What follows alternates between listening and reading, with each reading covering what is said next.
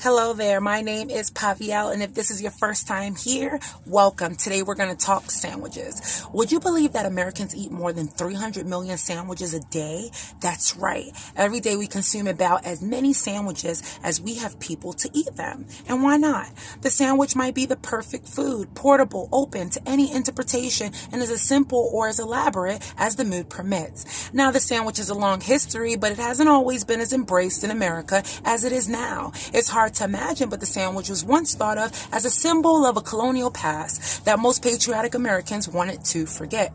The sandwich, as we know it, was popularized in England in 1762 by John Montagu, the fourth Earl of Sandwich. Legend has it, most of food historians agree that Montagu has a substantial gambling problem that led him to spend hours on end at the card table. During a particularly long binge, he asked the house cook to bring him something he could eat without getting up from his seat, and the sandwich was born. Montagu enjoyed his meat and bread so much that he ate it constantly, and as the concoction grew popular in London, society circles, it also took on the Earl's name. Of course, John Montagu, or rather his nameless cook, was hardly the first person to think of putting fillings between slices of bread. In fact, we know exactly where Montagu first got the idea for his creation. Montagu traveled aboard to the Mediterranean, where Turkish and Greek meze platters were served. Dips, cheeses, and meats were all sandwiched between and on layers of bread. In all likelihood, Montagu took inspiration from these when he sat at the card table.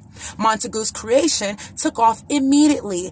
Just a few months later, a man named Edward Gibbon mentioned the sandwich by name in a diary entry, writing that he had seen 20 or 30 of the first men of the kingdom in a restaurant eating them. By the Revolutionary War, the sandwich was well established in England. You would expect an American colonist to have taken the sandwich, but there's no early written record of them in the new country at all, until a sandwich recipe didn't appear in American cookbook until 1815. So why would this creation go unsung in the nation for so long? It seems early American cooks tended to avoid culinary trends from their former ruling state, and the name sandwich itself comes from the British peerage system, something that most Americans wanted to forget. Once memory faded and the sandwich appeared, the most popular version wasn't ham or turkey, but tongue. Of course, most Americans today wouldn't dream of eating a tongue sandwich, but that's okay, since we've come up with some pretty excellent sandwich ideas since then. That iconic New Orleans sandwich, the po' boy, came about in the Great Depression during a streetcar worker strike.